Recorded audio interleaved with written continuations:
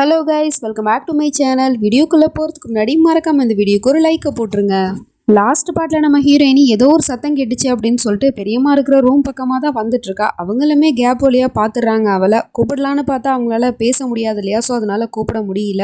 அவளுமே சுற்றி முற்றி பார்த்துட்டு ஒருவேளை இந்த ரூம்லேருந்து தான் சத்தம் வருதோ அப்படின்னு சொல்லிட்டு டோரை ஓப்பன் பண்ணி பார்க்குறா. அதாவது பெரியம்மா இருக்கிறதுக்கு ஆப்போசிட் ரூமை தான் ஓப்பன் பண்ணி பார்த்துருக்கா. அது ஒரு ஸ்டோர் ரூமு. இங்கே யாருமே இல்லையே, ஒரே இருட்டாக தானே இருக்குது. சரி நம்ம கிளம்பலாம் அப்படின்னு சொல்லிட்டு டோரை சாத்த போனால் பேப்பர் வந்து அந்த கதவுக்கு கீழே மாட்டி இருக்குது, சாத்த முடியல. அப்போ தான் அவள் அந்த பேப்பர் எடுத்து பார்க்குறவளுக்கு பயங்கரமான ஷாக்கு.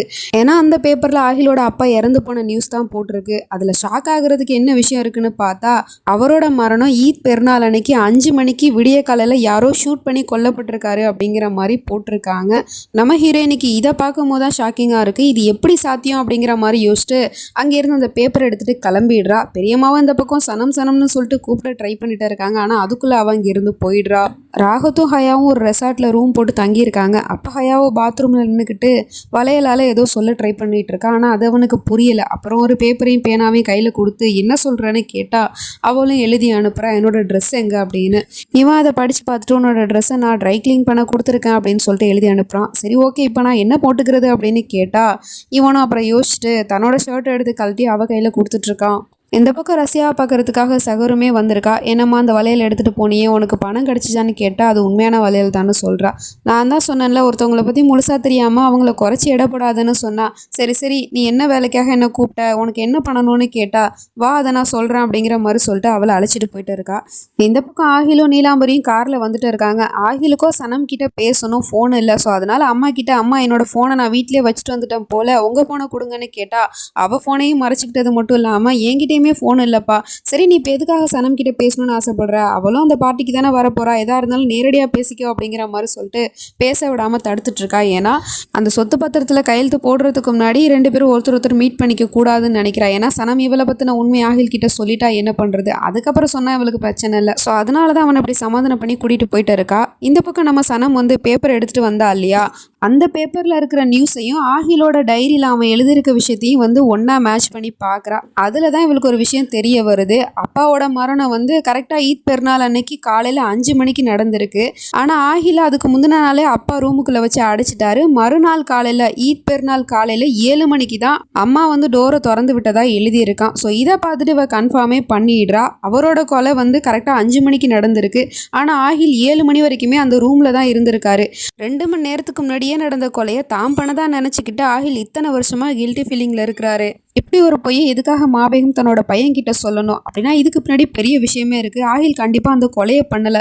இதை இப்போவே போயிட்டு ஆகில் கிட்ட நிரூபிச்சே ஆகணும் அப்படின்னு சொல்லிட்டு அந்த டைரி அப்புறம் அந்த பேப்பர் எல்லாத்தையுமே ஒரு கவரில் போட்டு அங்கேருந்து எடுத்துகிட்டு போயிட்டு இருக்கா வீட்டை விட்டு அந்த பார்ட்டிக்கு தான்.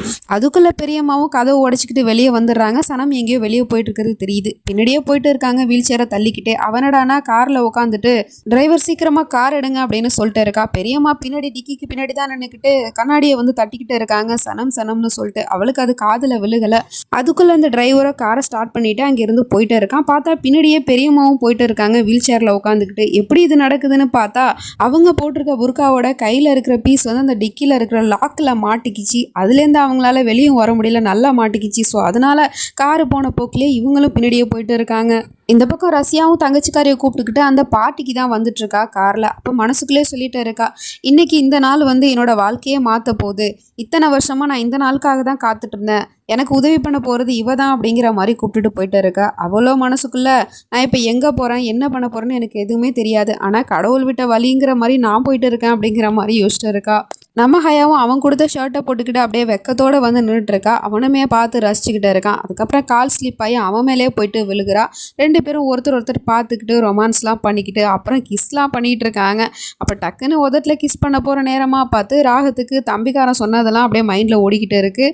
நீங்கள் எனக்காக அவளை கல்யாணம் பண்ணிக்கோங்க, அப்புறமா நீங்கள் டைவர்ஸ் பண்ணிவிடுங்க, அதுக்கப்புறம் நானும் அவளும் சேர்ந்துருவோங்கிற மாதிரிலாம் சொன்னான் இல்லையா. ஸோ அதனால் டக்குன்னு அவளை பிடிச்சி தள்ளி விட்டுறான். என்னாச்சுன்னு கேட்டால் அப்போ தான் யாரோ ரூம் டோரை தட்டுற மாதிரி வேற கேட்குது. ஐ திங்க் உன்னோட என்னோட ட்ரெஸ் தான் ரெடி ஆயிடுச்சுன்னு நினைக்கிறேன், நான் போய் வாங்கிட்டு வரேன்னு சொல்லிட்டு அந்த ட்ரெஸ்ஸை வாங்கிட்டு வந்து கொடுத்து சீக்கிரமாக ரெடியாக பார்ட்டிக்கு போகணுன்னு சொல்லிட்டு கொடுக்குறான். அவளும் அதுக்கப்புறம் அந்த ட்ரெஸ்ஸை வாங்கிட்டு மாற்றலான்னு போனான். இவனோ நான் என்ன காரியம் பண்ண போயிட்டேன், இதெல்லாம் ரொம்ப தப்பு, ஹயா விட்டு நான் தள்ளி இருக்கிறதா நல்லது அப்படிங்கிற மாதிரி யோசிக்கிறான். இந்த பக்கம் நீலாம்பரியும் ஆகிலும் அந்த ஹோட்டலுக்கு வந்துட்டாங்க. அம்மா நீங்கள் உள்ளே போங்க, நான் போயிட்டு காரை பார்க் பண்ணிட்டு வந்துடுறேன் அப்படின்னு சொல்லிட்டு அவன் அனுப்பி வச்சா, பார்த்தா ரிஹான் தான் அங்கே நின்றுக்கிட்டு எல்லாமே சரியாக இருக்கணும் அப்படி இப்படின்னு சொல்லிட்டு அங்கே இருக்கிறவங்கள்ட்ட பேசிகிட்டு இருக்கான். எனக்கு தெரியும்ப்பா நீ இந்த ப்ராஜெக்டை சீக்கிரமாகவே முடிப்பேன்னு, ஆனால் அதுக்குன்னு இவ்வளோ சீக்கிரமாக முடிப்பேன்னு நான் கொஞ்சம் கூட எதிர்பார்க்கல.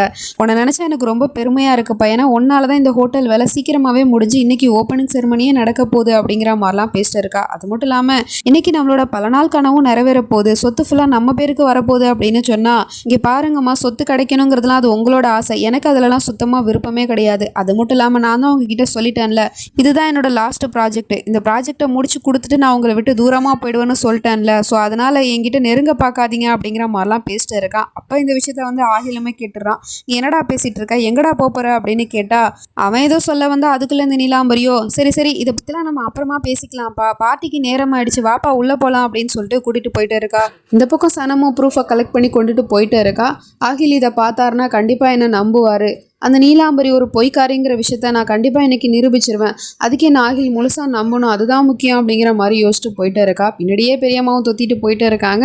அப்போ பார்த்தா கல்லில் விட்டு காரை ஏற்றிட்டான் போல் டிரைவர். கார் ஒரு மரத்தில் போயிட்டு முட்டிட்டு நிற்கிது. ப்ரூஃப் வச்சுருந்த கவருமே கீழே விழுந்துருச்சு. என்ன ஆச்சுன்னா அப்படின்னு கேட்டால், அது வந்து நடுவில் ஒரு கல் கிடந்துச்சு, அதை நான் பார்க்கல அப்படின்னு சொல்லிட்டு டிரைவர் காரை இந்த பக்கமாக எடுக்கிறதுக்கு ட்ரை பண்ணிகிட்டே இருக்கான். அதுக்குள்ளே இவளும் கீழே கிடக்கிற கவரை எடுக்கிறதுக்கு ட்ரை பண்ணிகிட்டே இருக்கா.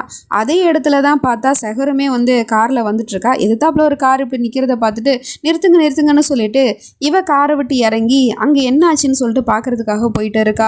நம்ம சனம் கீழே குனிஞ்சிட்டு இருக்கிறதுனால அந்த கார்ல யாரும் உட்காந்துருக்காங்கிறது தெரியல, யாரோ ஒரு ஆள் இருக்கிறாங்கன்னு மட்டும் தெரியுது. இவளுமே அந்த பக்கமா தான் வந்துட்டு இருக்கா. இந்த ரஷ்யாவுமே அங்க யார அவ பாக்குறதுக்காக போயிருக்கா அப்படிங்கிற மாதிரி பார்த்தா அவளுக்கு பயங்கரமான ஷாக்கு. ஏன்னா எதிர்த்தாப்புல உட்காந்துருக்க சனம் அவ பாத்துடுறா. சனம் அவ பார்த்துட்டானா பெரிய பிரச்சனை ஆயிடுமே அப்படிங்கிற மாதிரி யோசிச்சுட்டு பார்த்துட்டு இருக்கா. அதுக்குள்ள இங்க பெரியம்மாவுமே அந்த சகரை பார்த்துடுறாங்க. தூரத்துல வந்து தன்னோட ரெண்டாவது பொண்ணுமே வந்துட்டு இருக்கிறது தெரியுது. பார்த்துட்டு ரொம்ப சந்தோஷப்படுறாங்க. பல வருஷம் கழிச்சு ரெண்டாவது பொண்ணை பார்த்துருக்காங்க இல்லையா, ஸோ அதனால இந்த பக்கம் இவ இருக்கா, அந்த பக்கம் அவ வந்துட்டு இருக்கா. என்னோட ரெண்டு பொண்ணுங்களுமே என் பக்கத்துல தான் இருக்காங்க, ஆனா அவங்க ரெண்டு பேரையுமே விட்டு என்னை இவ்வளோ தூரமாக்கி வச்சிருக்கே யா அல்லா அப்படிங்கிற மாதிரி மனசுக்குள்ளே சொல்லிட்டு இருக்காங்க.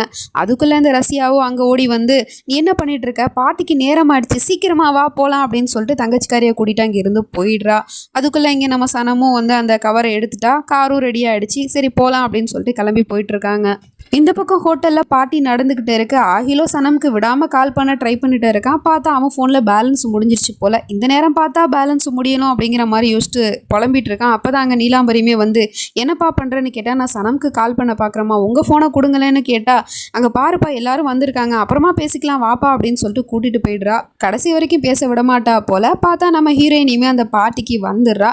வந்தாவல இவன் அப்படியே வெறிக்க பார்த்துட்டு இருக்கான். ஏன்னா அந்த சாரியில வந்து அவ பாக்குறதுக்கு ரொம்பவே அழகா இருக்கா இல்லையா.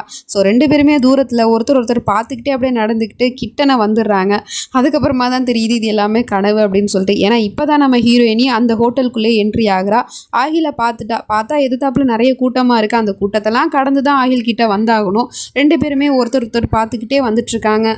நம்ம சனம் ப்ரூஃப் எல்லாம் கலெக்ட் பண்ணிட்டு தான் வந்துட்டு இருக்கா. ஆகிலுமே எதிர்த்தாப்புல வந்துட்டு இருக்கான். ஒருத்தர் பார்த்துக்கிட்டாங்க அப்படின்னா நம்ம சனம் எல்லா உண்மையுமே சொல்லிடுவா. என்ன நடக்க போகுது அப்படிங்கிறதெல்லாம் நம்ம வெயிட் பண்ணி தான் பார்க்கணும். நெக்ஸ்ட் நினச்சி நம்ம அடுத்த பாட்டில் பார்த்து தெரிஞ்சுப்போம். அது வரைக்கும் பை ஃப்ரெண்ட்ஸ்.